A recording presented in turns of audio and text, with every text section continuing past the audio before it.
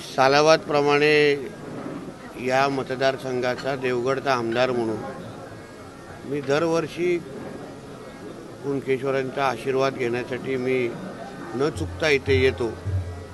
यावर्षी कुणकेश्वरांनी आशीर्वाद दिल्यामुळेच या जिल्ह्याचा पालकमंत्री म्हणून आज इथे पूजा करण्याचा मान आमच्या इकडच्या कुणकेश्वरच्या सगळ्या या देवस्थानाच्या प्रमुखांनी आमचे एकनाथ तेलीजी असतील आणि त्यांच्या सर्व सहकाऱ्यांनी मला या निमित्ताने दिलेला आहे।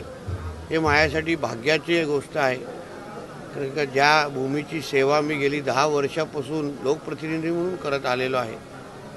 कुणकेश्वर हे आमच्यासाठी एक वेगळं आशास्थान आहे आणि म्हणून इथे आल्यानंतर आणि आज ही पूजा केल्यानंतर माझ्या जनतेचा आशीर्वाद, माझ्या आईवडिलांचा आशीर्वाद आणि देव कुणकेश्वराचा आशीर्वाद मला निश्चित पद्धतीने माझ्या पाठी आहे अशी भावना माझी आहे।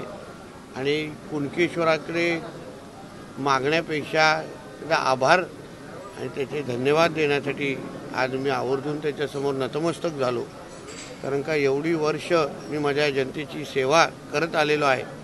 आज कुणकेश्वराच्या आशीर्वादामुळेच मला माझ्या मतदारसंघाच्या पलीकडे जाऊन महाराष्ट्राची सेवा करण्याची संधी याच कुणकेश्वर देवाने दिलेली अशी माझी भावना आहे। साहेब, लाखो भाविक या जत्रेसाठी निमित्त काय सांगाल त्या भाविकांना?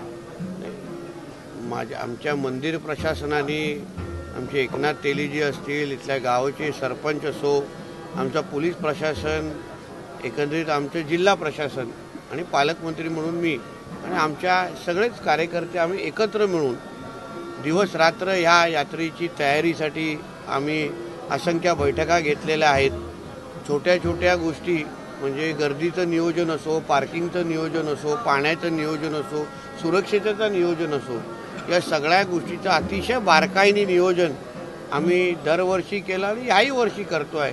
यावर्षी देवसाऱ्यांचा उच्चांक म्हणजे जवळपास 10 देवसाऱ्या इथे येणार आहेत। त्या निमित्ताने मोठ्या प्रमाणामध्ये गर्दी जमू शकते असा अंदाज आहे, पण त्याही परिस्थितीसाठी जिल्हा प्रशासन म्हणून आमचे पोलीस खातं सगळेजण आम्ही तयार आहोत।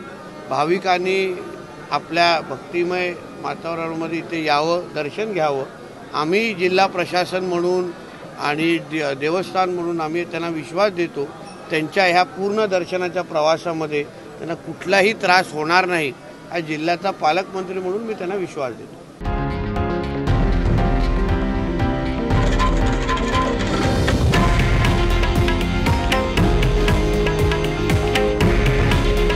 हे आहे देशातील नंबर 1 न्यूज नेटवर्क आणि आपण पाहत आहात TV9 मराठी। काळजी तुमची, हित महाराष्ट्राचं।